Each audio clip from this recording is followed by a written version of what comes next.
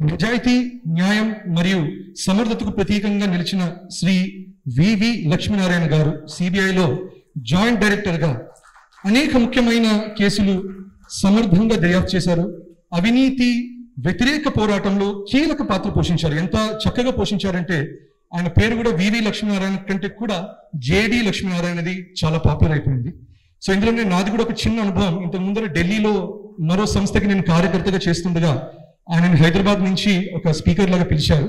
ఆయన flight ticket లో పాపం జేడి లక్ష్మీనారాయణ అని రాసేశారు. సో ఆయనకి సెక్యూరిటీ, ఆయన తర్వాత అప్పట్లో చెప్పారు, సెక్యూరిటీ వాళ్ళు కూడా చూశారు, కానీ ఆయన గుర్తించడం వల్ల అలౌ చేశారు. కానీ వాళ్ళు పాయింట్అవుట్ చేశారు, అయ్యో వివి బదులు జేడి పడింది కదండి అని. సో అంతగా ఆయన నిస్వార్థ సేవాభావంతో ఆదర్శంగా నిలిచి మనందరికీ ఎంతో ప్రజలందరికీ కూడా ఒక ఆదర్శంగా నిలిచినటువంటి వివి లక్ష్మీనారాయణ గారికి మనం ఆహ్వానిద్దాం. ఈరోజు ఈ కార్యక్రమానికి విచ్చేసిన పెద్దలందరికీ, ముఖ్యంగా వేదిక మీద ఆసీనులైన శ్యాంప్రసాద్ గారు, జస్టిస్ నరసింహారెడ్డి గారు, హనుమాన్ చౌదరి గారు, వేదిక ముందున్న ఎంతో మంది పెద్దలు,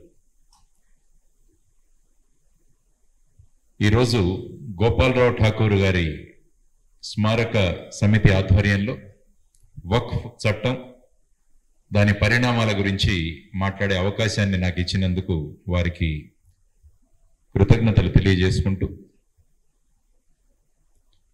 రాబిన్ శర్మ ఒక పుస్తకం రాశాడు, leader he doesn't need title.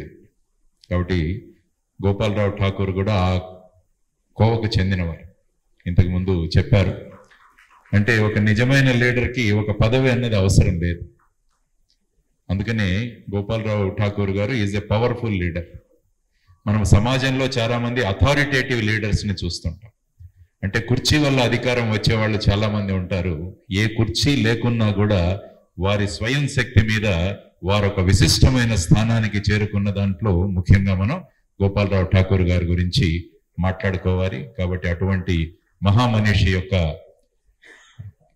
స్మారక సమితి వారు చేస్తున్న కార్యక్రమాలను అభినందిస్తూ, వక్ఫ్ చట్టం గురించి అనేక మంది చాలా మంది చదివాం, అనేక విషయాలు పేపర్లోనూ టీవీ మాధ్యమాల్లో కూడా వచ్చాయి. కాబట్టి నాకు తెలిసిన కొన్ని విషయాలు, ఈ వక్ఫ్ అన్నది ఎలా మొదలైంది, ఆ తర్వాత భారతదేశంలోకి ఎలా వచ్చింది, ఆ తర్వాత ప్రస్తుత పరిస్థితి ఏ విధంగా ఉంది, ఈ చట్టం తీసుకురావడం వల్ల ఏ విధమైన మార్పులు రాబోతున్నాయి, రేపు ఈ చట్టానికి ఏదన్నా సుప్రీంకోర్టులో మళ్ళా దీనికి ఛాలెంజ్ ఉంటుందా అన్న కొన్ని విషయాలు మీ ముందు ఉంచే ప్రయత్నం నేను చేస్తాను. వక్ఫ్ అన్న పదం అరబిక్ శబ్దమైన వఖాఫ్ అన్న పదం నుంచి రావడం జరిగింది. మొదట అరబ్ దేశాల నుంచి వచ్చింది. ఆ తర్వాత ఎవరైనా తనకున్న ఆస్తిని కానీ ప్రాపర్టీని కానీ సమాజానికి తర్వాత ఆ కార్యక్రమాలకి వినియోగించడానికి ఎవరైనా దాన్ని చారిటీగా ఇవ్వచ్చు. దాన్ని వక్ఫ్ ప్రాపర్టీ అంటారు. జనరల్గా అప్పుడు ఆ కాలంలో మస్జిదులకు, తర్వాత మదర్సాలకు, తర్వాత గ్రేవ్ యార్డ్స్ శ్మశాన భూములకు, తర్వాత సంక్షేమానికి వీటికి ఉపయోగించేవారు. తర్వాత ఈ వక్ఫ్ ప్రాపర్టీని ఎప్పుడు కూడా అమ్మే ప్రసక్తి లేదు, సేల్ అన్నది ఉండదు. అంటే ఏమవుతుందంటే ఎవరైతే వ్యక్తి వక్ఫ్ ఇవ్వాలనుకుంటాడో అతన్ని వాకిఫ్ అంటారు. వాకిఫ్ అన్న వ్యక్తి తనకున్న ప్రాపర్టీని వక్ఫ్కి ఇస్తాడు. అంటే వాళ్ళ భాషలో ఏమవుతుందంటే ఎప్పుడైతే ఇది జరిగిందో అది అల్లా పేరు మీద వెళుతుంది, కాబట్టి దాన్ని మళ్ళా రివర్స్ చేయలేము అన్నది వారు ప్రధానంగా చెప్పింది. ఈ వక్ఫ్ ప్రాపర్టీని చూసుకోవడానికి ముతవల్లి అని ఒక అతన్ని అపాయింట్ చేస్తారు. ముతవల్లి, కాబట్టి ముతవల్లి చాలా మంది కనిపిస్తుంటారు మనకు వక్ఫ్ ప్రాపర్టీ. సో ఈ విధంగా మొదలైంది వక్ఫ్. ఆ తర్వాత మీరు చూసుకుంటే ఖురాన్లో ఒకటి రాయబడి జరిగింది, and in there wealth there is a due share for the beggar and the deprived.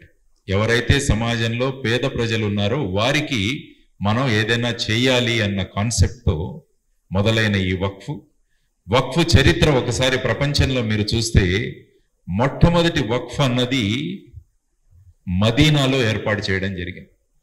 ఎప్పుడైతే ప్రాఫెట్ ముహమ్మద్ మక్కా నుంచి మదీనాకు వెళ్ళడం జరిగిందో అప్పుడు ఒక మసీదును అక్కడ కట్టడం జరిగింది. అది ప్రపంచంలో ఉన్న మొదటి వక్ఫ్ ప్రాపర్టీ. ఆ తర్వాత మిగతా అనేక దేశాల్లో ఇప్పుడు మీకు వక్ఫ్ ప్రాపర్టీలు కనపడతాయి. ఆ తర్వాత అక్కడ మదీనాలో మొదలైన వక్ఫ్ మొత్తం ప్రపంచానికి వ్యాపించడం మొదలైంది. ఆ తర్వాత మీరు చూసుకుంటే అనేక దేశాలలో ఈ వక్ఫ్ అన్నది మొదలైంది. ఆ తర్వాత కొన్ని దేశాలలో ఫిలిప్పీన్స్, సింగపూర్ తీసుకుంటే అవి ముస్లిం ప్రధానమైన దేశాలు. అక్కడ నాన్ ముస్లిమ్స్ కూడా ఈ విధమైన వక్ఫ్ ప్రాపర్టీ నుంచి వారి వెల్ఫేర్ కోసం ప్రయత్నం చేయవచ్చు అన్నది కొన్ని విషయాలు. మన భారతదేశంలో వక్ఫ్ ఎప్పుడు వచ్చింది అన్న దాని గురించి మనం మాట్లాడుకోవాలి. యాక్చువల్గా నిన్న చిన్నజీయర్ స్వామి గారి దగ్గర అక్కడ సమతా కుంభు జరుగుతోంది. అక్కడ ఆ సందర్భంగా వాళ్ళు యువతరానికి కొన్ని కార్యక్రమాలు పెడితే నిన్న అక్కడికి వెళ్ళాను. రామానుజం ఏ సోషల్ రిఫార్మర్, రామానుజాచార్యుల వారు ఒక సంఘ సంస్కర్త అన్న విషయం మీద మాట్లాడారు. రామానుజుల వారి జీవిత చరిత్ర మనం చూస్తే ఆయన ఎప్పుడూ కూడా మందిరాలలో అందరికీ ప్రవేశం కల్పించాలన్న దాని మీద ప్రధానమైన ఆయన విప్లవమే చేశారు. అక్కడ దళితులను మందిరాల్లోకి తీసుకువెళ్ళడం, ఆ తర్వాత సమాజంలో ఉన్న దళితులందరినీ, వెనుకబడే వాళ్ళని కూడా ఒక పోగు చేసి ముందుకు తీసుకువెళ్ళే ఒక ప్రక్రియ చేశారు. ఎందుకంటే మందిరం అన్నది చాలా ప్రధానమైన అంశం భారతదేశంలో ఆ కాలంలో. ఎందుకంటే ప్రజల జీవనాలన్నీ కూడా మందిరం ఆధారం మీదే జరుగుతుంది. చాలా మంది రాజులు ఉన్నారు, కానీ వాళ్ళు కూడా మందిరాలను ప్రోత్సహించి మందిరం సెంట్రిక్ గా, టెంపుల్ సెంట్రిక్ గా కార్యక్రమాలు జరిగేవి. అందువల్ల భూములన్నీ కూడా మందిరాల దగ్గరే ఉండేవి.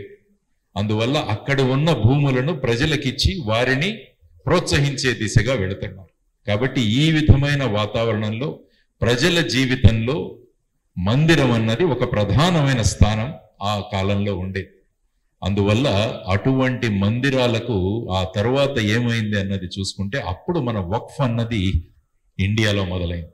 ఎప్పుడైతే ముస్లిం దండయాత్రలు ఇక్కడ జరిగాయో, వాళ్ళ రాజులు ఇక్కడికి రావడం మొదలు పెట్టారో, అప్పుడు వక్ఫ్ అన్నది భారతదేశంలో కూడా మొదలైంది. మీరు చూస్తే చరిత్రలో 12వ శతాబ్దంలో మొట్టమొదటి వక్ఫ్ అన్నది ఘోరీ 2 గ్రామాలను జామా మస్జిద్ ముల్తాన్ అనే ప్రాంతంలో ఆయన ఇవ్వడం జరిగింది. ఇది భారతదేశంలో ఏర్పడిన మొట్టమొదటి వక్ఫ్ ప్రాపర్టీ, మహమ్మద్ ఘోరీ. ఆ తర్వాత అల్లావుద్దీన్ ఖిల్జీ, ఆ తర్వాత ఫిరోజ్ షా తుగ్లక్, వీరు ఈ వక్ఫ్ని చాలా పెంచారు భారతదేశంలో మీరు చూసుకుంటే. ఆ తర్వాత హాస్పిటల్స్, ఎడ్యుకేషన్, వాటర్ రిజర్వాయర్స్ ఇటువంటి వాటికి కూడా కొద్దిగా ఉపయోగించారు. ఆ తర్వాత అక్బర్ 1556 నుంచి 1605 వరకు వక్ఫ్ని ప్రమోట్ చేశారు. ఆ తర్వాత ఫైనల్ గా ఔరంగజేబ్ 1658 నుంచి 1707 వరకు మదర్సాసు, మస్జిద్లు పెరగడానికి ఔరంగజేబు కాలంలో ముఖ్యంగా చాలా ప్రయత్నాలు జరిగాయి. ఆ విధంగా వక్ఫ్ ప్రాపర్టీ, ఘోరీ నుంచి మొదలైన వక్ఫ్ ప్రాపర్టీ భారతదేశంలో ఔరంగజేబు వచ్చేసరికి విస్తృతమైపోయింది. చాలా ప్రాంతాలలో మదర్సాలని, మస్జిద్లని ఇవన్నీ కూడా చాలా పెద్ద సంఖ్యలో రావడం జరిగింది. ఇది భారతదేశంలో జరిగిన వక్ఫ్ స్థాపన, వక్ఫ్ యొక్క విస్తరణ. ఆ తర్వాత బ్రిటిష్ వారు వచ్చారు మన దగ్గరికి. 1757 నుంచి 1947 మీరు ఒకసారి చూసుకుంటే బ్రిటిష్ వాళ్ళ కాలంలో ఈ వక్ఫ్ ఏమైందన్నది కూడా ఒకసారి మనం చూడాలి. మీరు చూసుకుంటే 1894వ సంవత్సరంలో 4 జడ్జిలున్న ప్రీవీ కౌన్సిల్ ఏం చెప్పిందంటే, waqf is the perpetuality of the worst and the most pernicious kind, declared waqf as invalid. 4 జడ్జీలతో కూడిన ప్రీవీ కౌన్సిల్ 1894వ సంవత్సరంలో ఆ విధంగా చెబితే అది ఇంగ్లాండ్లో ఫాలో అయ్యారు, కానీ భారతదేశంలో దాన్ని అమలు చేయలేదు. కాబట్టి అప్పుడు గనక అమలు చేసింటే ఈ వక్ఫ్ ప్రాపర్టీలన్నీ కూడా అప్పటికే సమాప్తమైపోయాయి. కానీ బ్రిటిష్ వారు మనకు తెలుసు ఏ విధంగా వాళ్ళు విభజించి పాలించడంలో వారు గొప్ప అనుభవజ్ఞులు. బ్రిటన్లో ఒప్పుకున్నారు, కానీ భారతదేశంలో ఒప్పుకోలేదు దానికి తోడు వాళ్ళు 1913వ సంవత్సరంలో ముసల్మాన్ వక్ఫ్ వ్యాలిడేటింగ్ యాక్ట్ అన్నది ఒకటి తీసుకొచ్చారు. ప్రీవీ కౌన్సిల్ చెప్పినా కూడా వాటిని హస్తగతం చేసుకోకుండా ఒక చట్టాన్ని కూడా వచ్చి వాటిని వక్ఫ్ని లీగలైజ్ చేశారు. ఆ తరువాత 1923వ సంవత్సరంలో ది ముసల్మాన్ వక్ఫ్ యాక్ట్ అని తీసుకొచ్చి ముతవల్లి అన్న వాళ్ళు ఈ వక్ఫ్ ప్రాపర్టీని మెయింటైన్ చేయాలని చెప్పి ఇంకో చట్టం తీసుకొచ్చారు. ఇప్పుడు మన వక్ఫ్ అమెండ్మెంట్ బిల్లుతో పాటు ఈ ముసల్మాన్ వక్ఫ్ యాక్ట్ 1923ని కూడా దాన్ని సమాప్తం చేయడానికి కూడా మన బిల్లు పార్లమెంట్ లో ప్రవేశపెట్టడం జరిగింది. ప్రవేశపెట్టారు 2 బిల్లులు. ఒకటి వచ్చేసి వక్ఫ్ అమెండ్మెంట్ బిల్లు 2024, ఇంకొకటి వచ్చేసి the Mussalman waqf act repeal bill అన్నది కూడా 2 ఉన్నాయి. కాబట్టి ఈ విధంగా బ్రిటిష్ వారి కాలంలో మనకు ఈ విధమైన వక్ఫ్ పరిస్థితి ఉంది. ఆ తర్వాత భారతదేశానికి స్వాతంత్రం రావడం, 1950 సంవత్సరంలో మనం రాజ్యాంగాన్ని ఇంప్లిమెంట్ చేయడం, ఒక రిపబ్లిక్ గా మారడం. మరి రాజ్యాంగంలో ఎటువంటి ప్రొవిజన్స్ ఉన్నాయన్నది కూడా మనకు తెలియాలి. అంటే మైనారిటీలకు వీరికి ఏ విధమైన ఆర్టికల్స్ ఉన్నాయంటే అందులో 4 ఉన్నాయి. ఒకటి ఆర్టికల్ 25, 26, 29, 30. అంటే రేపు చర్చ ఏం జరుగుతుందంటే ఈ బిల్లు పాస్ అయిన తరువాత, ఒక చట్టంగా మారిన తరువాత కొంతమంది మళ్ళా సుప్రీంకోర్టుకు ఈ చట్టాన్ని తీసుకువెళ్ళి ఈ చట్టం ఈ 4 రాజ్యాంగంలో ఉన్న నిబంధనలు ఆర్టికల్స్ ఏవైతే ఉన్నాయో వాటికి వ్యతిరేకంగా ఉంది కాబట్టి ఈ చట్టాన్ని మీరు తీసివేయండి, ఇది చెల్లదు అన్న ప్రయత్నాలు కూడా జరుగుతున్నాయి. కాబట్టి మనకు ఈ 4 ఆర్టికల్స్ ఏవైతే ఉన్నాయో మీరు చూసుకుంటే freedom of conscience and freedom of profession. Article 26 తీసుకుంటే freedom to manage religious affairs. Article 29 protection of interest of minority to protect their language, script and culture. Final గా ఆర్టికల్ 30లో right of minorities to establish and administer educational institutions. కాబట్టి మేము వక్ఫ్ భూమిలో మేము ఒక మదర్సా తెరిచాం, వక్ఫ్ భూమిలో మేము ఒక కాలేజీ పెట్టాం. మరి ఆర్టికల్ 30 ప్రకారం మాకు ఈ విధమైన హక్కు ఉంది. మరి ఇప్పుడు గనక ఈ చట్టాన్ని మీరు మారిస్తే ఏమవుతుంది అన్న భావాలు, విధానాలు కూడా తీసుకొచ్చే అవకాశం ఉంటుంది. సో ఈ విధమైన పార్శ్వభూమి మనకు తెలిసి ఉండాలని చెప్పేసి దీన్ని మీకు పరిచయం చేసి, ఇంతకుముందే నరసింహారెడ్డి గారు చెప్పినట్టు భారతదేశంలో 1954వ సంవత్సరంలో ఈ వక్ఫ్ చట్టాన్ని తీసుకురావడం జరిగింది.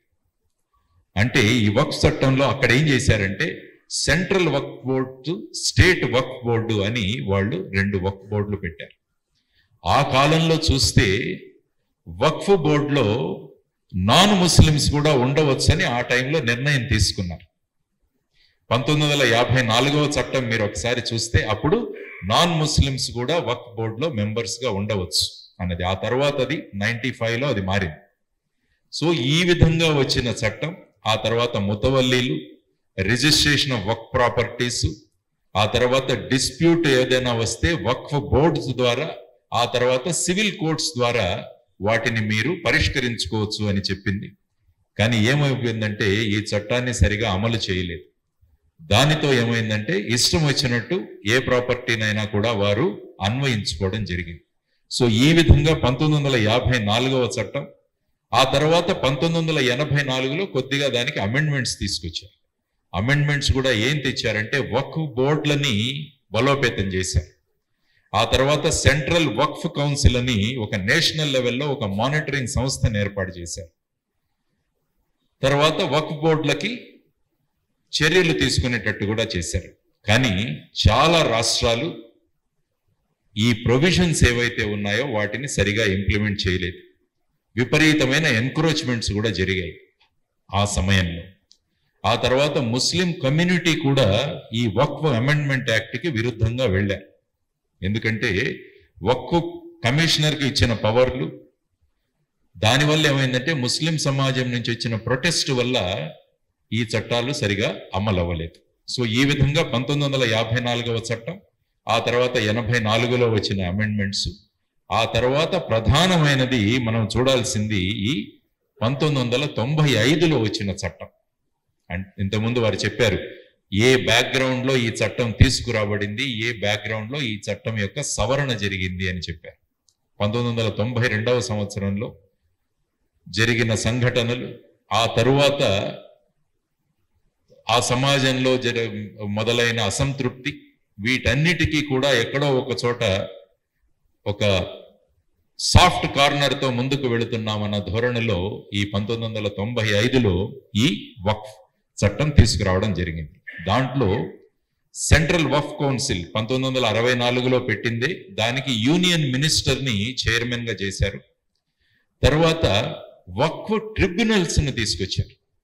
అంటే ఇంతకు ముందు 1954లో సివిల్ కోర్టులకు మీరు వెళ్ళొచ్చు, కానీ కోర్టు యొక్క ప్రమేయం పక్కకు తిప్పించి దాంట్లో ట్రిబ్యునల్స్ అన్నవి తీసుకురావడం జరిగింది.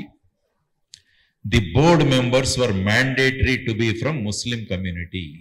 అది ఈ చట్టంలో మార్పు తీసుకురావడం జరిగింది. అందుకనే మీరు ఇప్పుడు 24వ అమెండ్మెంట్ లో చూసినా కూడా అందులో నాన్ ముస్లిమ్స్ ని కూడా మెంబర్స్ చేయాలనేది ప్రధానమైన వన్ ఆఫ్ ది అమెండ్మెంట్. 54లో ఉండింది, కానీ 95లో దాన్ని తీసివేశారు.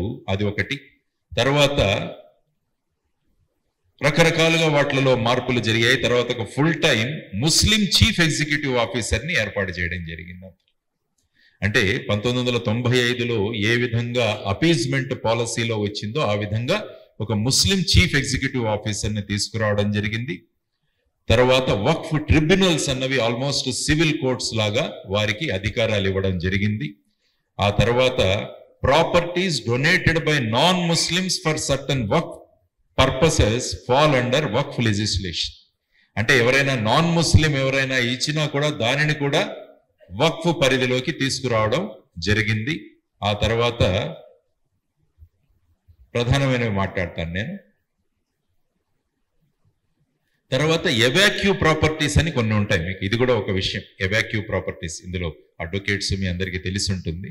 అంటే ఎవరైతే భారతదేశాన్ని వదిలి వెళ్ళిపోయారో వాళ్ళ ప్రాపర్టీస్ ఇక్కడ ఉంటాయి. ఆ ప్రాపర్టీస్ ని ఎవాక్యూ ప్రాపర్టీస్ అంటాం. ఈ చట్టం ద్వారా ఏం చేశారంటే ఎవాక్యూ ప్రాపర్టీస్ కూడా వక్ఫ్ ప్రాపర్టీస్ అయిపోతాయని చెప్పేసి అందులో ఒక ఇది చేయడం జరిగింది. అంటే ముందు నిర్ణయించాలి ఈ ఎవాక్యూ ప్రాపర్టీస్ వక్ఫ్ ఎప్పుడవుతుందంటే ఆ మనిషి ఇవ్వాలి. నా దగ్గర 1 ఎకరం నేల ఉంటే నేను వక్ఫ్కి ఇస్తానని నేను చెబితే అప్పుడు వక్ఫ్ ప్రాపర్టీ అవుతుంది. ఆ ఎవాక్యూ ఏ ఉద్దేశంతో ఉందో, ఆయన ప్రాపర్టీ ఎలా ఉందో అదేమీ పట్టించుకోకుండా ప్రతి దాన్ని కూడా అది వక్ఫ్ ప్రాపర్టీలోనే కలిపి వేయాలన్న ఒక నిర్ణయం వల్ల ఏమైందంటే ఎంతో మంది సార్ చెప్పినట్టు ప్రాపర్టీస్ అలా పెరగడం మొదలయ్యాయి అన్నమాట. ఇదొకటి. తర్వాత ఇందులో కొన్ని మార్పులు తీసుకొచ్చారు 2013వ సంవత్సరంలో. అంటే వారు అన్నట్టు ఇక ఆల్మోస్ట్ 2013వ సంవత్సరం ఆల్మోస్ట్ ఫ్యాగ్ అండ్ ఆ టైంలో వీలైనన్ని మార్పులు త్వరగా చేసి వెళ్తామన్న ఉద్దేశంతో చేయడం జరిగింది. అందులో ఇచ్చిన మార్పులు మీకు చూపించాను. అందులో ముఖ్యంగా ఏంటంటే waqf legislation would have an overriding effect over other laws. అంటే వక్ఫ్ చట్టం కింద నిర్ణయించింది అదే final link. It has a overriding on the other laws also. It ensured the primacy of the waqf act in matter concerning waqf properties. అంటే వక్ఫ్ చట్టం కింద వక్ఫ్ board తీసుకున్న నిర్ణయం అది ఫైనల్. తరువాత ఇంకొకటి ఏంటంటే డీలిమిటేషన్ యాక్ట్ అని ఉంటుంది మన దగ్గర. అంటే కొన్ని రోజుల తర్వాత మనం వెళ్ళలేము ఆ విషయం మీద, కానీ డీలిమిటేషన్ యాక్ట్ అన్నది వక్ఫ్కి అప్లై అవ్వదని కూడా ఇందులో పెట్టడం జరిగింది. అంటే మీరు ఎప్పుడైనా వెళ్ళచ్చు. సో ఆ విధమైన మార్పులు కూడా తీసుకురావడం జరిగింది. సో ఈ విధంగా మీరు వెళుతూ ఉంటే ఇక ప్రపంచ దిశగా మనం వెళ్ళాలంటే అందులో కూడా వక్ఫ్ ఎక్కడ చూసినా కూడా ఏ దేశాల్లో కూడా మీరు ఒక్కసారి వక్ఫ్ని కంపేర్ చేసుకుంటే అన్ని ప్రాంతాల్లో సెంట్రలైజ్డ్ వక్ఫ్ ఉంది. ఏ దేశం చూసినా మీరు ఆ లిస్ట్ ఇచ్చాను నేను. అందులో మెనీ ముస్లిం కంట్రీస్, టర్కీలో కావచ్చు, లేకుంటే కువైట్లో కావచ్చు, సిరియాలో కావచ్చు, ఇండోనేషియాలో కావచ్చు, సింగపూర్లో కూడా కావచ్చు, వీటన్నిటిలో కూడా సెంట్రలైజ్డ్ వక్ఫ్. కానీ భారతదేశంలో ఏమైందంటే central and state Waqf boards పెట్టి ఆ విధంగా విభజించడం జరిగింది. సో ప్రపంచంలో ఎక్కడా లేని విధంగా ఇక్కడ భారతదేశంలో ఆ విధంగా వక్ఫ్ని క్రియేట్ చేయడం జరిగింది అనమాట. ఈ డీసెంట్రలైజ్డ్ సిస్టమ్ వల్ల అనేక పరిణామాలు మనకు జరిగాయి. ఆ తర్వాత సుప్రీంకోర్టు ఏమన్నది వక్ఫ్ గురించి అన్నది కూడా కొద్దిగా మనకు తెలుసుకోవాలి. అంటే ఇంతకుముందు రకరకాల ప్రకరణలు సుప్రీంకోర్టు దగ్గరికి వెళ్ళడం జరిగింది. అందులో ముఖ్యంగా 4 వాట్ల గురించి నేను మాట్లాడతాను. ఫస్ట్ ది 1979లో board of Muslim waqfs Rajasthan versus Radhakrishna, వీటి మధ్య జరిగిన కేసులో సుప్రీంకోర్టు ఏమైందంటే, waqf by user doctrine requiring proper documentation for waqf claims. Waqf by user, ఇప్పుడు ఏమవుతుందంటే వక్ఫ్ బై యూజర్ అంటే వక్ఫ్ ప్రాపర్టీలు మన ఫ్యామిలీకి కానీ దీనికి కూడా మనం వినియోగించవచ్చు. కానీ అందులో ఏమైందంటే ప్రాపర్ డాక్యుమెంటేషన్ ఉండాలి అని చెప్తాడు. ఎవరో ఒకరు వచ్చి డాక్యుమెంట్ ఇచ్చేసి ఇది నా ప్రాపర్టీ అని నేను వక్ఫ్కి ఇస్తున్నానని చెల్లదు. ముందు ఆ డాక్యుమెంట్ వెరిఫై చేస్తే తప్ప మీకు ఆ వక్ఫ్ దగ్గరికి ఈ ప్రాపర్టీ వెళ్ళదు. అంతకుముందు ఎవరో వచ్చి డాక్యుమెంట్లు ఇవ్వగానే దాని వెంటనే వక్ఫ్ ప్రాపర్టీగా వక్ఫ్ బోర్డు ప్రకటించేసేవారు. అదొకటి. తర్వాత వచ్చేసి రమేష్ గోవిందరాం వర్సెస్ సుగ్రా హుమాయూన్ మిర్జా వక్ఫ్ అని 2010లో ఒక జడ్జిమెంట్ అందులో ఏమన్నారంటే supreme court, only Waqf tribunal can decide Waqf dispute, not civil courts. ఎందుకంటే కోర్టులు కూడా ఏం చేస్తాయంటే ఫైనల్ గా చట్టం ఉంటే దాన్ని ఇంటర్ప్రిట్ చేస్తాయి. కోర్టులు కొత్త చట్టాలు చేయలేవు. కోర్టు ఆ చట్టం, ఎందుకంటే 1995లో మీరు చెప్పారు సివిల్ కోర్టు ప్లేస్ లో మేము ట్రిబ్యునల్ ని తెచ్చాము, కాబట్టి ట్రిబ్యునల్ ఏది చెప్తే అదే ఫైనల్, కాబట్టి సివిల్ కోర్టులో అధికారం ఉండదని చెప్పి సుప్రీంకోర్టు చెప్పడం జరిగింది. ఆ తర్వాత అయోధ్య వర్డిక్ట్ 2019లో waqf properties must have legal documentation and cannot be claimed solely based on historical use. మా కుటుంబం ఎప్పటి నుంచో మా మస్జిద్ కింద ఈ భూమి ఎప్పటి నుంచో ఉంది అని చెప్పి దాన్ని వక్ఫ్ ప్రాపర్టీగా మీరు చూడలేదు. ప్రాపర్ డాక్యుమెంటేషన్ ఉండాలి అని చెప్పేసి 2019లో. ఆ తర్వాత ఫైనల్ గా 2021లో స్టేట్ గవర్నమెంట్ కర్ణాటకలో to protect Waqf lands from illegal encroachments. చాలా చోట్ల ఏమైందంటే స్టేట్ గవర్నమెంట్స్ లో వక్ఫ్ ల్యాండ్స్ అన్ని కూడా ఎన్క్రోచ్ అయిపోయాయి. కాబట్టి ఈ వక్ఫ్ బోర్డు వాళ్ళు కళ్ళు మూసుకోవడం వల్ల అనేక ప్రాపర్టీస్ అవి ఎన్క్రోచ్ అయిపోయాయి. కాబట్టి సుప్రీంకోర్టు డైరెక్ట్ చేసింది కర్ణాటక గవర్నమెంట్ కి ఈ ఎన్క్రోచ్మెంట్స్ ఆపండి అని చెప్పేసి. కాబట్టి ఈ విధంగా సుప్రీంకోర్టు ముందు ఒక 4 సందర్భాలలో ఇంపార్టెంట్ అయినవి. కాబట్టి మరి ఇప్పుడు ఈ చట్టాన్ని తీసుకురావడానికి ప్రధానమైన కారణం ఏంటి అన్నది చూడవచ్చు. ఎందుకంటే మనం 95లో ఉన్న చట్టం సరిగా లేదు, దాన్ని మార్చాల్సిన అవసరం ఉందని చెప్పి ఇప్పుడు మనం అమెండ్మెంట్ తెస్తున్నాం. కాబట్టి మేజర్ ఇష్యూస్ ఏంటి అని మీరు పరిశీలిస్తే, limited diversity in constitution of Waqf board and central Waqf council. ఎందుకంటే అక్కడ ఒకే మతానికి చెందిన వాళ్ళు ఉండడం వల్ల ఆ పరిణామాలు వేరుగా ఉంటున్నాయి. కాబట్టి ఇది వన్ ఆఫ్ ది ఫ్యాక్టర్స్. తర్వాత ముతవల్లీస్ ఎవరైతే ఉన్నారో వాళ్ళు ప్రాపర్ అకౌంట్స్ ఏవి మెయింటైన్ చేయకపోవడం వల్ల ఇది కూడా పెద్ద విఘాతానికి దారి తీస్తుంది. కాబట్టి అదొకటి. తర్వాత issues of removal of encroachment, registration and declaration of title of waqf properties. ఇది కూడా పెద్ద సమస్య. టైటిల్స్ ఉండవు, ఏమీ ఉండవు, అయినా కూడా ఆ భూమి మా దగ్గర ఉందన్నది ఒకటి జరుగుతోంది. అదొక ప్రధానమైన కారణం. Sweeping powers to Waqf boards for claiming properties resulting in disputes and litigation. అంటే వక్ఫ్ బోర్డ్ వచ్చేసి ఇది మా ప్రాపర్టీ అంటే అది ప్రాపర్టీ. సో ఈ విధంగా ఈ అంధా కానూన్ అంట. కాబట్టి ఆ విధంగా జరగడం తప్పు, అదొక point. Non applicability of limitation act resulting in creating disharmony among communities. Limitation act ఉంటే ఏమవుతుందంటే ఒక కాలానికి మీరు ఆ కాలం తర్వాత మీరు దానికి అప్లై చేసుకోలేదు. కానీ ఈ లిమిటేషన్ యాక్ట్ అన్నది తీసేయడం వల్ల ఎప్పుడో వచ్చి ఎప్పుడో ఉన్న ప్రాపర్టీని మా ప్రాపర్టీ అని క్లెయిమ్ చేసేది, అది కూడా పెద్ద issue. Law and negligible income from Waqf properties. ఇంత వక్ఫ్ ప్రాపర్టీస్ ఉంటే ఇన్కమ్ ఏమీ లేదు అందులోంచి. కాబట్టి దీన్ని రెగ్యులేట్ చేయాలి అన్నది ఒకటి ప్రధానమైన అంశం. తర్వాత మెయిన్ గా irrevocability of waqf properties. The principle of once a waqf always waqf అన్నది ఒక title. Once a waqf always waqf అన్నది ఈ 95 యాక్ట్ ప్రధానంగా చెబుతుంది. అంటే డిస్ప్యూట్స్ మొదలయ్యాయి, క్లెయిమ్స్ మొదలయ్యాయి. అందువల్ల మీరు బేట్ ద్వారకా తీసుకున్నా కూడా, ఇప్పుడు నేను తర్వాత 4 ఇంపార్టెంట్ దీనికి వస్తాను భారతదేశం. అందులో బేట్ ద్వారకలో కూడా 2 ఐలాండ్స్ ఏవైతే ఉన్నాయో, ద్వీపాలు ఏవైతే ఉన్నాయో అది కూడా వక్ఫ్ మా ప్రాపర్టీ అంటారు. ఆ జడ్జి గారు అన్నారు బేట్ ద్వారకలో ఉన్నవి మీకు ఎలా చెందుతాయి అని ఆయన మాట్లాడారు. కాబట్టి ఇటువంటి పరిణామాలు దేశంలో ఉండడం వల్ల ఈ చట్టంలో మార్పులు రావాలి అన్నది ప్రధానమైన ఉద్దేశం. ఇవన్నీ నేను ఎందుకు చెబుతున్నానంటే, రేపు మీరు ఎక్కడైనా చర్చ జరిగినప్పుడు ఎందుకు ఈ చట్టంలో మార్పు రావాలన్న దాన్ని మెసేజ్ని మనం తీసుకువెళ్ళగలిగితే ప్రజల్లో కూడా కన్విన్సింగ్ అవుతారు, వాళ్ళు కూడా ఇది అవసరమే అన్నది వస్తాను. ఆ తర్వాత నేను వస్తాను. కంప్లైంట్స్ ఎన్ని ఉన్నాయి? యాక్చువల్ గా వక్ఫ్ బోర్డు మీద మాక్సిమం కంప్లైంట్స్ ముస్లిం కమ్యూనిటీ నుంచే వచ్చాయి. అది కూడా స్టాటిస్టిక్స్ చెప్తాను మీకు. సో ఈ విధమైన పరిస్థితులలో ఈ చట్టాన్ని మార్పు చేయాలి అన్నది వచ్చింది. తర్వాత ఇంకొకటి litigation and mismanagement. The waqf act 95 and its 2033 amendments have been criticized for inefficacy, leading to issues like encroachment, mismanagement, ownership disputes and delays. వక్ఫ్ బోర్డుకి అధికారం ఇవ్వడం వల్ల వాళ్ళను ప్రశ్నించే వాళ్ళు ఎవరు లేరు. దాంతో ఏం జరిగినా కూడా వక్ఫ్ బోర్డు కళ్ళు మూసుకొని ఎన్క్రోచ్మెంట్స్ కి అలౌ చేస్తూనే ఉంది. కాబట్టి ఇదొక ఇష్యూ. No judicial oversight. ఎందుకంటే ట్రిబ్యునల్ డెసిషన్స్ ఏవైతే వచ్చాయో అంతకుముందు సివిల్ కోర్టుకు వెళ్లే అవకాశం ఉండేది. కానీ ఈ ట్రిబ్యునల్స్ రావడం వల్ల ఇక మీరు కోర్టు కూడా వెళ్ళలేరు. సో ఆ విధమైన పరిస్థితులలో కూడా ఏమవుతుందంటే మేము ఏం చేసినా కూడా మాదే రాజ్యం. Once property is work, it is a work property అన్నది. తర్వాత సర్వే వర్క్ గురించి కూడా సార్ చెప్పారు. వక్ఫ్ ప్రాపర్టీని సాధారణంగా సర్వే కమిషనర్లు ఉంటారు, వారు వెళ్ళి సర్వేలు చేయాలి.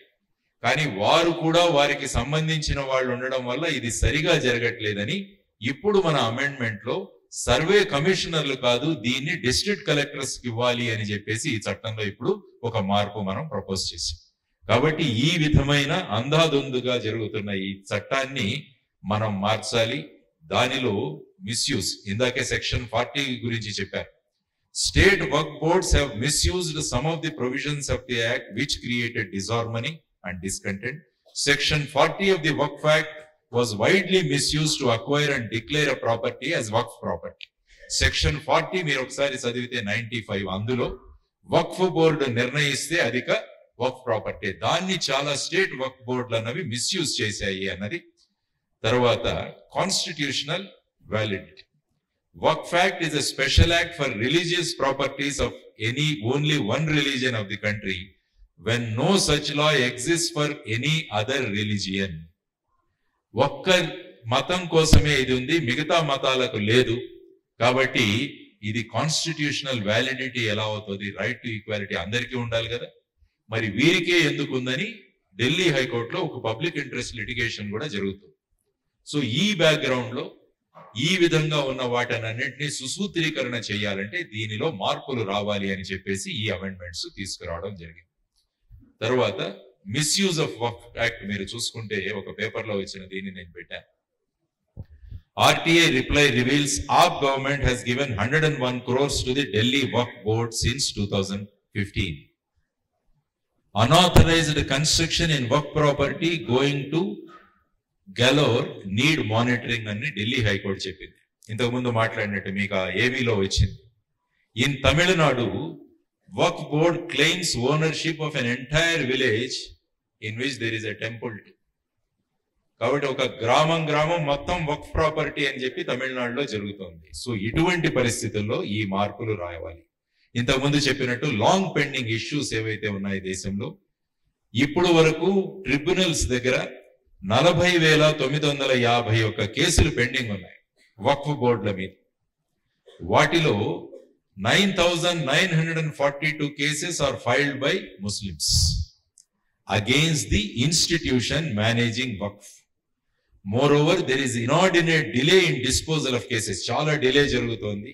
సో ఆ డిలే జరగకుండా ఉండడానికి మార్పులు అవసరం. ఆ తర్వాత ఇప్పుడే మాట్లాడుకున్నాం తిరుచెంతురల్ విలేజ్ తమిళనాడు, ఇప్పుడే 2-3 కూడా మాట్లాడారు మీకు. అందులో వాళ్ళు మొత్తం గ్రామాన్నే మాది అని చెప్పారు. రెండవది వచ్చేసి బెంగళూరు ఈద్గా గ్రౌండ్. ఇది ఒక పెద్ద ఇష్యూ జరుగుతుంది మొత్తం కర్ణాటకలో. బెంగళూరులో ఉన్న ఈద్గా గ్రౌండ్ ఏదైతే ఉందో వాళ్ళ దగ్గర ఎటువంటి టైటిల్ లేవు. అది వాళ్ళు ఏం చెప్తున్నారంటే 1850 నుంచి ఇది వక్ఫ్ ప్రాపర్టీ అన్నది వాళ్ళు వాదిస్తున్నారు. అంటే ఎటువంటి పేపర్లు లేకున్నా కూడా బెంగళూరులో ఉన్న ఈద్గా గ్రౌండ్ గురించి డిస్ప్యూట్ జరుగుతూనే ఉంది. ఆ తర్వాత Surat municipal corporation case. Surat municipal office తీసుకున్నా కూడా అది కూడా వక్ఫ్ ప్రాపర్టీ అని వాళ్ళు చెబుతున్నారు. ఇదొక కేసు పెండింగ్. తర్వాత బేట్ ద్వారకా యొక్క 2 ఐలాండ్స్, బేట్ ద్వారకా చూసింటారు మీరు చాలా మంది, నేను కూడా వెళ్ళాను అక్కడ. 2 ద్వీపాలు కూడా వక్ఫ్ బోర్డే అంటున్నారు. Waqf board had written in an application to Gujarat high court staking claim on the ownership of 2 lands in Bet Dwarka in Devabhumi Dwarka. A perplexed High Court judge refused to hear the application and asked the board to revise its petition, wondering how can WAF stake a claim on island in Krishnanagari. Krishnanagariలో ఉన్న దాన్ని మీరు ఎలా claim చేస్తారని ఆ judge అడిగారు. మీరు మార్చండి దీన్ని అని కూడా చెప్పారు. తర్వాత ఫైనల్ గా సూరత్ లో ఉన్న ఒక శివశక్తి సొసైటీ దాంట్లో కూడా ఉన్న కేసు. ఇందులో కూడా మీరు చూసుకుంటే ఒక వ్యక్తి తనకున్న ప్రాపర్టీని వక్ఫ్కి ఇచ్చాడు. అంటే ఒక అపార్ట్మెంట్స్, ఆ అపార్ట్మెంట్ లో ఏం చేశారంటే వాళ్ళు నమాజ్ చదవడం మొదలు పెట్టారు అక్కడి నుంచి. మరి వాళ్ళు గొడవ పెడుతున్నారు, నేనేదో సమాజానికి ఉపయోగపడాలని ఇస్తే ఈ అపార్ట్మెంట్ లో కూర్చొని దాన్ని ఒక మస్జిద్ గా మీరు మార్చేస్తే మరి ఏమవుతుంది అని చెప్పి ఇదొక కేసు కూడా నడుస్తుంది. కాబట్టి these are the long pending cases in different courts pertaining to waqf. ఇప్పుడు ఎన్ని ప్రాపర్టీస్ ను వక్ఫ్ బోర్డు కంట్రోల్ చేస్తున్నది ఒక ఐడియా. సార్ ఇప్పుడే చెప్పారు నరసింహారెడ్డి గారు. వక్ఫ్ బోర్డు దగ్గర సుమారుగా 8.7 lakh ఇమూవబుల్ ప్రాపర్టీస్ ఉన్నాయి. 8.7 lakh immovable properties spanning 9.4 lakh acres. మొత్తం భారతదేశంలో 9,40,000 ఎకరాలు, వాటి మొత్తం విలువ సుమారుగా 1,20,000 కోట్లు ఉంటుంది. ఇది టోటల్ భారతదేశంలో ఉన్న waqf property. India has the largest waqf holding in the entire world. ఇది కూడా మనం తెలుసుకోవాలి. భారతదేశంలో ఉన్నంత వక్ఫ్ ప్రాపర్టీ ప్రపంచంలో ఎక్కడా లేదు. వక్ఫ్ board is the largest land owner in India after defense and the Indian Railways. మన రక్షణ శాఖ తర్వాత చేసి రైల్వే శాఖ తర్వాత మాక్సిమం ప్రాపర్టీస్ ఎవరి దగ్గర ఉన్నాయంటే వక్ఫ్ బోర్డుల దగ్గర ఉన్నాయి. తర్వాత సుమారుగా 16,713 మూవబుల్ ప్రాపర్టీస్ వక్ఫ్ బోర్డు దగ్గర ఉన్నాయి. ఇది వక్ఫ్ దగ్గర ఉన్న properties, movable and immovable properties. సరే,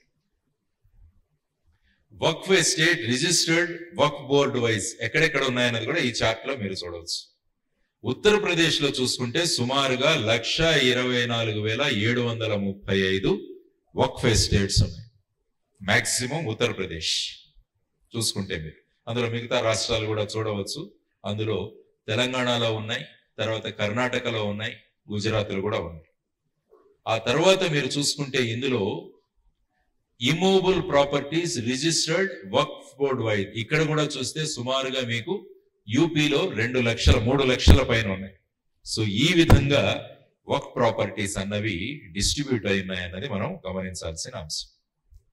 మూవబుల్ ప్రాపర్టీ రిజిస్టర్డ్ వక్ఫ్ బోర్డ్ వైజ్ మూవబుల్ ప్రాపర్టీ అవన్నీ నేను ఇంతకుముందు చూపించింది ఇమూవబుల్. మూవబుల్ చూస్తే తమిళనాడులో ఎక్కువగా ఉన్నాయి, 8,605 మూవబుల్ ప్రాపర్టీస్ అక్కడ. ఆ తర్వాత మీరు చూసుకుంటే గుజరాత్లో ఉన్నాయి, తర్వాత కర్ణాటకలో ఉన్నాయి. మధ్యలో 2006వ సంవత్సరంలో సచార్ కమిటీ అని ఒకటి ఏర్పాటు చేయడం జరిగింది. వారు కూడా ఈ వక్ఫ్ గురించి ఏం మాట్లాడారు అన్నది కూడా ఒక్కసారి చూస్తే వాళ్ళు ఏమన్నారంటే, if these properties are put up to efficient and marketable use they can generate at least a minimum revenue of 10% which is about 12,000 crores per annum. వక్ఫ్ని సక్రమంగా గనక వినియోగిస్తే సుమారుగా 12,000 అంటే 1,20,000 కోట్లు అన్నాం విలువ, దానిలో కనీసం 10% ప్రతి సంవత్సరం చెప్పొచ్చు. కానీ ఇప్పుడు చూస్తే సుమారుగా ఐ థింక్ టోటల్ ఇన్కమ్ వచ్చేసి 150 కోట్లు ఎంత. అంటే చాలా ప్రాపర్టీస్ ఎన్క్రోచ్ అయిపోయాయి, వాళ్ళకి ఇష్టం వచ్చినట్టు వాడుతున్నారు. తర్వాత recommended various measures to improve the management of the waqf, దాని గురించి వాళ్ళు రకరకాలుగా చెప్పారు ఏమేం చేయాలి అని. వాళ్ళు సచార్ కమిటీ, ఇది కూడా మనకు తెలియాలి, inclusion of non Muslim technical expertise in managing of waqf అన్నది సచార్ కమిటీనే చెప్పింది. రేపు మీకు ఎవరైనా మాట్లాడడానికి వచ్చినప్పుడు you can give a reference of Sachar committee. Sachar కమిటీలోనే చెప్పారు నాన్ ముస్లిమ్స్ ని మీరు టెక్నికల్ బోర్డులో వాళ్ళని మెంబర్స్ గా వేయండి అని చెప్పేసి. అది కూడా ఒక పాయింట్ తెలుసుకోవాల్సిన విషయం. సో తర్వాత ఒక జేపీసీ 2008లో కూడా ఏర్పడింది. ఇప్పుడు మనం జేపీసీ అనుకుంటున్నాం, అదేవిధంగా 2008లో కూడా ఒక జేపీసీ ఉండింది. వారు కూడా కొన్ని చెప్పారు, వక్ఫ్ బోర్డుని రీవ్యాంప్ చేయాలి, సీనియర్ లెవెల్ ఆఫీసర్ని సిఇఓగా పెట్టాలి, అనాథరైజ్డ్ అలినేషన్ జరిగినప్పుడు చర్చ జరగాలి, స్ట్రింజెంట్ పనిష్మెంట్ ముతవల్లీస్, ఎవరైతే ముతవల్లి సరిగా పని చేయట్లేదో వాళ్ళ మీద యాక్షన్ చేయాలి. ఇవన్నీ కూడా అందులో చెప్పడం జరిగింది. సో ఆ తర్వాత ఇప్పుడు మన అమెండ్మెంట్ బిల్లో ముఖ్యంగా ఉన్న విషయాలు కొన్ని మాట్లాడుకుందాం. మొదటిది వచ్చేసి రీనేమింగ్ ది వక్ఫ్ యాక్ట్. వక్ఫ్ చట్టాన్ని పేరు మార్చడం జరుగుతుంది. ఇప్పుడు ఏం పెట్టారంటే దాన్ని unified Waqf management empowerment efficiency and development act 1995 అని మారుస్తుంది. అంటే ఈ చట్టాన్ని మొత్తంగా కొట్టేయట్లేదు, ఈ చట్టంలో తగిన మార్పులు తీసుకువచ్చి ఈ వక్ఫ్ ప్రాపర్టీలు సరిగా మేనేజ్ అయ్యేటట్టు, దాని నుంచి ప్రభుత్వానికి రిటర్న్స్ వచ్చేటట్టు, దాన్ని సక్రమమైన ఉపయోగానికి ఉపయోగించడానికి ఈ చట్టం ఇది చాలా మందిలో ఒక డౌట్ ఉంది, ఈ చట్టాన్ని మొత్తాన్ని రిపీల్ చేసేస్తున్నారని. అది కాదు, ఈ చట్టాన్ని మార్చి దాన్ని ప్రజలకు ఉపయోగపడేగా చేస్తున్నారు. తర్వాత ఫార్మేషన్ ఆఫ్ వక్ఫ్ లో కూడా వాళ్ళు కొన్ని మార్పులు తీసుకొస్తున్నారు. తర్వాత government property as a Waqf. The bill states that any government property identified as waqf will cease to be so. The collector of the area will determine the ownership in case of uncertainty. ఇప్పుడు ఏంటంటే government property ఏదైనా కూడా వక్ఫ్ అని ప్రకటించి చేస్తున్నారు. కానీ ఈ చట్టంలో ఏ మార్పు తీసుకొస్తున్నారంటే కలెక్టర్ ఆ అన్ని పేపర్లు చూసి ఆ తర్వాత నిర్ధారిస్తే తప్ప అది వక్ఫ్ అవ్వదు, లేకుంటే that becomes a government property. ఇదొక మార్పు అందులో పెట్టడం జరిగింది. Power to determine the property as a Waqf. The act empowers the Waqf board to enquire and determine if a property is Waqf. The bill removes this provision. ఈ provision తీసేస్తుంది. అంటే వక్ఫ్ board నిర్ణయించదు అది వక్ఫ్ property అని. Collector of A district will decide whether it is a Waqf property or not. దీనికి ప్రధానంగా విరోధం జరుగుతుంది ప్రతి చోట చూసినా కూడా. తర్వాత సర్వే ఆఫ్ వక్ఫ్. ఇంతకు ముందు సర్వే కమిషనర్లు చేసేవారు, ఇప్పుడు దాన్ని ఏం చేస్తారంటే that should done by the revenue department under the collector. So ఇదొక ప్రధానమైన మార్పు. తర్వాత వక్ఫ్ కౌన్సిల్ లో కూడా the bill instead of provides that 2 members must be non Muslims. ఇద్దరు నాన్ ముస్లిమ్స్ ను అక్కడ పెట్టాలి అన్నది కూడా తీసుకురావడం జరుగుతుంది. తర్వాత మహిళలు కూడా అందులో ఉండాలి అని చెప్తుంది. తర్వాత వక్ఫ్ బోర్డ్స్ గురించి కూడా ఎలా ఉంటాయి చెప్పారు. కాంపోజిషన్ ఆఫ్ ది ట్రిబ్యునల్స్ కూడా చెప్పడం జరిగింది. Appeal on orders of tribunal. Under this act decisions of the tribunal are final and appeals against the decision in courts are prohibited. ఇప్పటి వరకు ఉన్నది. కానీ the high court can consider matters on its own accord on an application by the board or an aggrieved party. The bill omits provisions deeming finality to tribunal's decision. Tribunal's orders may be appealed in the High Court within 90 days. ఇంతకు ముందు tribunal order ఇస్తే అది final. కానీ ఇప్పుడు ఈ చట్టంలో 90 రోజుల లోపల ఈ ట్రిబ్యునల్ ఆర్డర్ మీద మనం హైకోర్టుకు వెళ్ళవచ్చు అన్నది కూడా that is one of the things. తర్వాత powers of the central government. The bill empowers the central government to make rules regarding registration, publication of accounts, publication of proceedings of work boards. Under this act, state governments may get the accounts of works audited at any point of time. ఇంతవరకు audit లేదు. కానీ ఈ సవరణ వల్ల వక్ఫ్ board యొక్క ఆస్తులు కూడా లేకుంటే వాళ్ళ అకౌంట్స్ కూడా ఆడిట్ చేయవచ్చు అన్నది. అంటే అందులో జరిగిన అవకతవకలన్నీ కూడా జరగకుండా ఉండడానికి ఇందులో చెప్పిపోయింది. తర్వాత Waqf boards for Bohra and Aga Khanis, ఇది కూడా ప్రపోజ్ చేశారు. The act allows establishing separate Waqf boards for Sunni and Shia sect if Shia Waqf constitute more than 15% of all Waqf properties or Waqf income in the state. The bill also allows separate Waqf boards for Aga Khanis and Bohra sects also. కాబట్టి ఇప్పుడు ఎలాగైతే ఒకరి చేతిలోనే అంతా ఉండకుండా ఆ properties యొక్క composition ను బట్టి ఆ విధంగా మార్చే ప్రొవిజన్స్ కూడా ఇందులో పెట్టడం జరిగింది. సో ఇది వచ్చిన తర్వాత ఏ విధమైన ప్రతిక్రియలు వ్యక్తమయ్యాయి అనేది కూడా మనం చూడవచ్చు. This bill is unconstitutional. withdraw the Waqf bill. Dayanidhi calls Waqf bill land grabbing exercise. So ఇది రకరకాల పొలిటికల్ పార్టీల వాళ్ళు ఈ సవరణలను చేసిన వాళ్ళ నినాదాలు. So this is what Kiran Rijiju గారు చెప్తారు. Bill removes powers of Waqf board. Yes, Waqf board కాదు, అందులో non-Muslims and women also on the board అని వారు చెప్పడం జరిగింది. సరే, ఇవి కూడా మనం చూడాలి. ఇతను member of all India Muslim personal law board. ఆయన ఏమంటారంటే, the amendment is part of the process that keeps on happening from time to time. Amends have been made in the waqf at earlier also. It should be taken care of that the dignity of the work should not be harmed. It is the need of the hour to do amendment and there should be no politics over it. There should be a discussion on it. What did Asaduddin Owaisi or other opposition leaders say when amendments were made during the previous governments?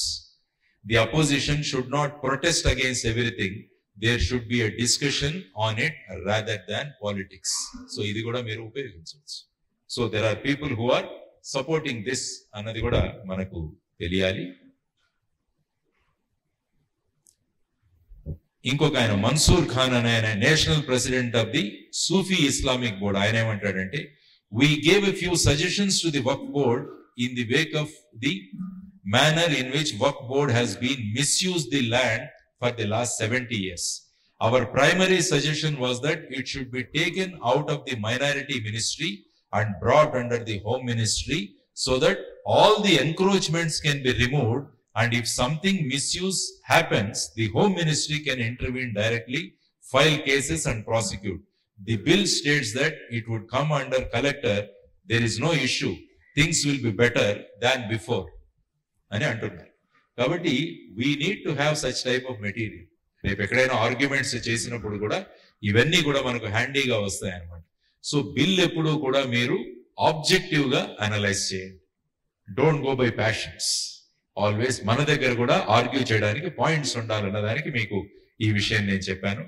Final గా joint parliamentary committee మన Jagadambika Paul గారి under లో deliberations అయ్యాయి. వారు సుమారుగా 14 amendments అని చేశారు. Final report January 25 submit చేశారు.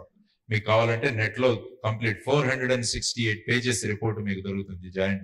అందులో టోటల్ హిస్టరీ ఉంది వక్ఫ్ గురించి మొత్తం. ఆ తర్వాత న్యూట్రల్ అనాలిసిస్ చేస్తే ఎలా ఉంటుంది అన్నది కూడా ఒకటి పెట్టారు. ప్రోస్ ఆఫ్ ది బిల్ ఏంటంటే, మోర్ ట్రాన్స్పరెన్సీ ఇన్ వర్క్ ప్రాపర్టీ మేనేజ్మెంట్ వస్తుంది ఈ బిల్ వస్తే.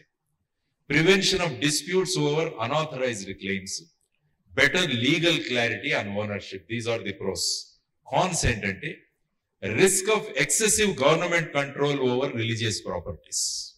తర్వాత potential violation of minority rights under Article 29. Concerns over religious autonomy under Article 25 and 26. So ఈ విషయాలు కూడా లేవనెత్తవచ్చు అన్నది మనం తెలుసుకోవాలి. నౌ ఫైనల్ స్లైడ్ నాది. What are the conflicts with constitutional provisions? ఏ డిస్కషన్ రావచ్చు అన్నది ఒక విషయం. మీరు ఆర్టికల్ 25 తీసుకుంటే ఏమంటుందంటే, article 25 right to freedom of religion అంటే. కాన్ఫ్లిక్ట్ ఎక్కడ వస్తుందంటే, removing the Waqf by user could restrict religious freedom. అంటే నేను వక్ఫ్ ఓనర్ని, దాన్ని వక్ఫ్ గా మాట్లాడుకుంటాను, దాన్ని ఈ చట్టం తీసేసే ప్రయత్నం చేస్తుందని అంటారు. కాబట్టి గవర్నమెంట్ ఏమంటుందంటే, it AIIMS to prevent land disputes and illegal claims. కాబట్టి అది ఏం కాదంటారు. రెండవది article 26 freedom to manage religious affairs. Allowing non Muslim members on Waqf board could interfere with community autonomy. ఇది ఒక పాయింట్ లేవనే ఉంది. అంటే వక్ఫ్ బోర్డ్ లో నాన్ ముస్లిం ని ఏర్పాటు చేయడం వల్ల వాళ్ళు అంటున్నది ఏంటంటే, మరి తిరుపతి బోర్డులో మీరు హిందూ ముస్లింస్ ను తీసుకుంటారా అన్న ఒక క్వశ్చన్ ఒకటి రేజ్ చేస్తారు. సో అలాంటి ఇష్యూస్ వచ్చే అవకాశం ఉంటుంది మీకు. కాబట్టి కానీ గవర్నమెంట్ ఏమంటుందంటే, it increases transparency and inclusivity. అందరినీ మనం చేసుకోవాలి, అందరూ కలిస్తేనే ఒక నిర్ణయం ఉంటుంది అన్న దాని గురించి చెప్తారు. ఆర్టికల్ 29 కి వర్క్ properties fund minority educational institutions and increased state control could limit their autonomy. ఎప్పుడైతే మైనారిటీస్ మేము ఎడ్యుకేషనల్ ఇన్స్టిట్యూషన్స్ ఈ వక్ఫ్ ద్వారా నడుపుకుంటుంటే ఈ చట్టం ద్వారా అంత ఫ్రీడమ్ మాకుండదు, కాబట్టి ఆర్టికల్ 29 ఎఫెక్ట్ అవ్వచ్చు అని వాళ్ళ వాదన. ఫైనల్ గా article 14 right to equality. Hindu and Christian religious trust do not face similar government control. Christian Hindu వాటికి ఇంత గవర్నమెంట్ కంట్రోల్ లేదు, మరి మా మీద ఎంత కంట్రోల్ తెస్తున్నారో ఇది అగెయిన్స్ట్ ఆర్టికల్ 30 అని వాదనలు అవ్వచ్చు. గవర్నమెంట్ ఏమంటుందంటే వర్క్ properties involve public interest and require oversight. కాబట్టి ఇవన్నీ కూడా పబ్లిక్ కి చెందినవి కాబట్టి కొంత ఓవర్ సైట్ అవ్వాలి, ఎవరో ఒకరు మానిటర్ చేయాలి. కాబట్టి ఈ విధంగా కాన్స్టిట్యూషనల్ ప్రొవిజన్స్ తో ఎక్కడ కాన్ఫ్లిక్ట్ రావచ్చు అన్నది కూడా మనకు తెలిసి ఉంటే దాన్ని బట్టి రేపు సుప్రీంకోర్టులో కానీ ఎక్కడైనా వచ్చినప్పుడు దాన్ని ఏ విధంగా వాదనలు వినిపించాలన్నది కూడా సంసిద్ధతను మనం వ్యక్తం చేయవచ్చు. కాబట్టి ఫైనల్ గా కన్క్లూషన్ ఏంటంటే the Waqf amendment bill 2024 proposes significant governance reforms. The JPC has recommended modification, but concerns over constitutional validity and religious autonomy remain. Balancing transparency with community rights is the biggest challenge. కాబట్టి ఎందుకంటే మీరు చూసుకుంటే for example collegium గురించి కూడా ప్రభుత్వం చట్టం చేసి కానీ ఫైనల్ గా దాన్ని విత్డ్రా సుప్రీంకోర్టు కొట్టేసి.